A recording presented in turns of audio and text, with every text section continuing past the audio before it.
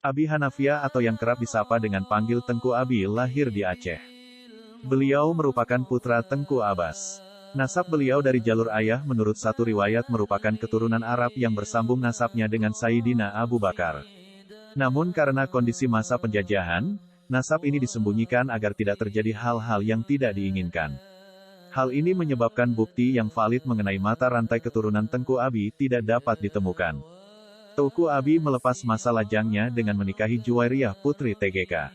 Idris. Buah dari pernikahannya dengan Juwairiyah, Tengku Abi memiliki 6 orang anak yaitu Amanuddin, Badriyah, Mahyedin, Jalaluddin, Fatimah, dan Aisyah. Tengku Abi memulai pendidikannya dengan menuntut ilmu dan belajar agama di ILB pada TGK Cik di Pasi. Setelah beberapa lama belajar pada TGK Cik di Pasi, TGK, Abi melanjutkan pendidikannya untuk belajar ke Tanjongan pada TGK Idris. Selain itu, walaupun telah menikah Tengku Abi, Tengku Syekh di Samalanga II. Namun di awal-awal pernikahannya, Tengku Abi sempat merasa malu dengan ibu mertuanya Umi Fatimah karena keliru dalam membaca kitab. Umi Fatimah menegur Tengku Abi seraya membaca matan Bait Alfiyah untuk menunjukkan bahwa bacaan Tengku Abi menyalahi kaidah ilmu nahwu. Karena merasa malu dengan keterbatasan ilmunya, akhirnya Tengku Abi pergi ke Mekah untuk semakin memperdalam ilmunya. Di Mekah Tengku Hanafiah sempat menimba ilmu dan mengambil pengijazahan tarikat pada Sayyid Abu Bakar Syatta, pengarang kitab Ianatut Talibin. Tarikat yang diperoleh dari Sayyid Abu Bakar Syatta inilah yang kemudian diijazahkan kepada Abu Usman Ali Kuta Krueng, Abu Kuta. Sedangkan tarikat yang diijazahkan kepada Abu Seulimum oleh Tengku Abi bersanad kepada mertuanya Tengku Idris. Tongkat estafet kepemimpinan Dayah Mudi Masjid Raya Samalanga diserahkan kepada Tengku Abi.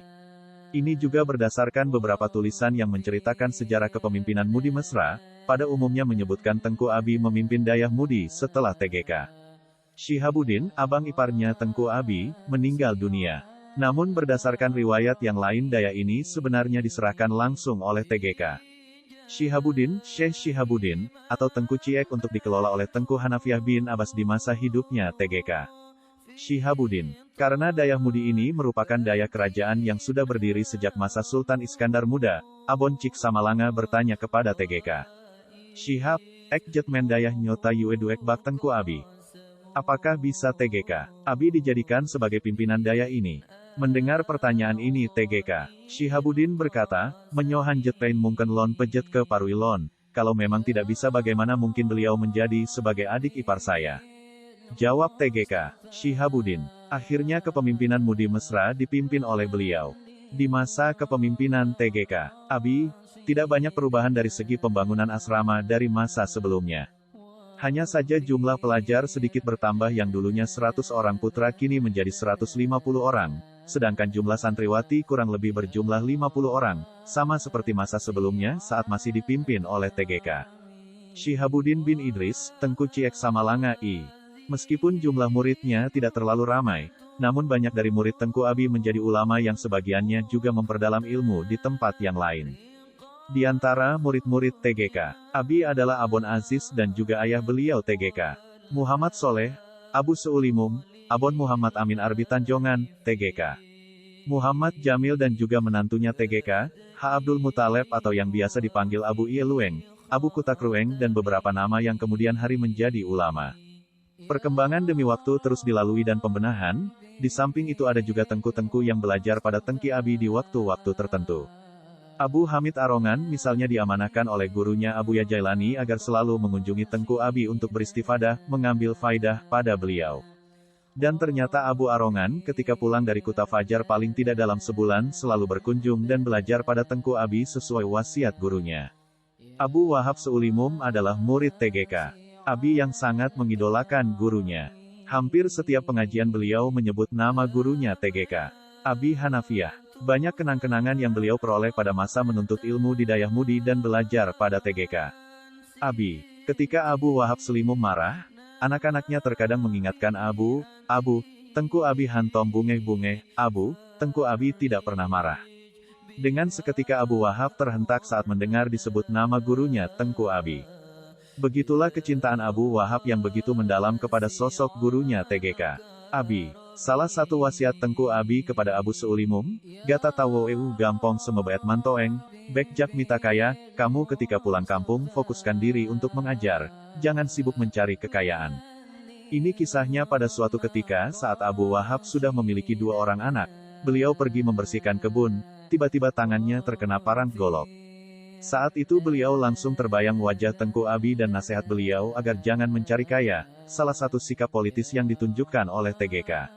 Abi adalah beliau tidak setuju dengan pemberontakan DITII, karena menurut beliau tidak boleh hukumnya memberontak kepada pemerintah yang sah. Ketika Indonesia baru merdeka, Abu Kruengkale pernah berkunjung ke Masjid Raya Samalanga dalam rangka mengadakan rapat bersama para ulama guna mengambil sikap tentang penentuan nasib Aceh. Abu Kruengkale, TGK, Abi dan beberapa ulama lainnya sepakat agar Aceh mendirikan negaranya sendiri. Namun hal itu tidak disetujui oleh Abu Daud Breeh. Pada saat itu Abu Kruengkale dan ulama lainnya menawarkan solusi lain kalau Aceh dijadikan negara bagian dengan membayar pajak kepada pemerintah Indonesia, namun lagi-lagi Abu Daud Breeh tidak setuju. Perbedaan sikap politik ini membuat suasana tegang antara pihak Abu Kruengkale, TGK, Abi dengan Abu Daud Breeh. Namun akhirnya Aceh bergabung dengan Indonesia karena Abu Daud Breeh tetap ngotot dengan keputusannya. Ketika Abu Daud Breeh menggerakkan pemberontakan DITII, Tengku Abi menolak untuk ikut terlibat.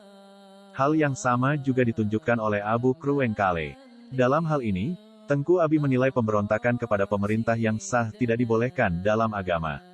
Mereka sebenarnya telah lebih dahulu mengusulkan agar Aceh berdiri sendiri, namun ketika keputusan yang diambil adalah bergabung dengan Indonesia, maka taat kepada pemerintah sudah menjadi bagian dari kewajiban. Namun hal itu tidak disetujui oleh Abu Daud Breeh. Pada saat itu Abu Kruengkale dan ulama lainnya menawarkan solusi lain kalau Aceh dijadikan negara bagian dengan membayar pajak kepada pemerintah Indonesia, namun lagi-lagi Abu Daud Breeh tidak setuju. Perbedaan sikap politik ini membuat suasana tegang antara pihak Abu Kruengkale, TGK, Abi dengan Abu Daud Breeh. Namun akhirnya Aceh bergabung dengan Indonesia karena Abu Daud Breeh tetap ngotot dengan keputusannya. Ketika Abu Daud Breeh menggerakkan pemberontakan DITII, Tengku Abi menolak untuk ikut terlibat. Hal yang sama juga ditunjukkan oleh Abu Kruengkale. Dalam hal ini, Tengku Abi menilai pemberontakan kepada pemerintah yang sah tidak dibolehkan dalam agama. Mereka sebenarnya telah lebih dahulu mengusulkan agar Aceh berdiri sendiri, namun ketika keputusan yang diambil adalah bergabung dengan Indonesia, maka taat kepada pemerintah sudah menjadi bagian dari kewajiban. Tengku Abi juga sosok yang menjadi rujukan dalam penetapan hukum. Ketika diadakan acara muzakarah, biasanya Tengku Abi hanya sibuk berzikir. Saat sudah ada keputusan, peserta muzakarah bermusyawarah dengan Tengku Abi untuk meminta pendapat Tengku Abi. Terkadang mereka harus kembali membahas satu persoalan hingga 4 kali sehingga baru mendapat persetujuan Tengku Abi. Tengku Abi sosok yang paling dihormati di wilayah utara dan timur Aceh sebagaimana dihormatinya Abu Kruengkale di wilayah barat, Banda Aceh dan sekitarnya. Selain itu, sosok ulama zuhud dan sederhana tentunya sudah menjadi darah daging Abi Hanafiah Abbas. Keteladanan ini patut diteruskan oleh generasi selanjutnya, bukan hanya dikenal santenar Tengku Abi dikenal sebagai sosok yang zuhud dan hidupnya sederhana namun beliau juga sering berkhulwat mengasingkan diri, memfokuskan diri dalam beribadah kepada Allah SWT. Tengku Ciek di Samalanga ini yang populer dengan TGK. Abi juga sering berpuasa. Salah satu kebiasaan Tengku Abi, beliau selalu berbuka puasa di Dayah dan mengajak santri menemaninya setelah Umi Juwairiyah menyiapkan makanan buka puasa kepada Tengku Abi. Makanan itu selalu dibawanya ke Dayah agar suasana keakraban dengan santri lebih terasa. Salah satu kisah menarik lainnya, apabila ada orang yang menyumbangkan kain sarung kepada Tengku Abi, beliau akan memakainya walau hanya 1 kali. Setelah itu sarung-sarung itu dihadiahkan kepada orang lain. Tengku Abi juga memiliki gaji karena menjabat jabatan kadi. Ketokohan dan ulama tidak menghalangi TGK Abi untuk memegang jabatan di pemerintah dalam hal ini sebagai kadi.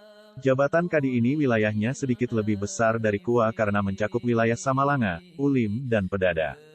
Setiap tanggal 5 awal bulan yang biasanya TGK Abi gajian, banyak masyarakat yang datang ke rumah TGK Abi karena mereka sudah tahu TGK Abi akan membagi-bagikan gajinya kepada masyarakat. Salah satu hal yang membuat nama Tengku Abi, Tengku Ciek di Samalanga II, selalu terdengar hingga sekarang adalah sumur yang didoakan oleh Tengku Abi, hingga sekarang menjadi sumber air minum bagi santri-santri yang belajar di Dayah Mudi Mesra. Sumur ini didoakan oleh Tengku Abi agar layak diminum oleh santri dan menyehatkan. Alhamdulillah, santri Dayahmudi tidak perlu memasak air atau membeli air minum isi ulang karena air sumur yang didoakan oleh Tengku Abi cukup untuk seluruh santri Mudi yang kini mencapai 7.000 orang bahkan lebih. Dulunya sumur ini dapat dilihat dengan jelas, namun setelah perluasan Masjid Raya Samalanga pada awal 2010, sumur ini sedikit tertutup karena sudah masuk dalam bagian masjid. Walau demikian, sumur ini tidak diganggu dan masih difungsikan hingga sekarang.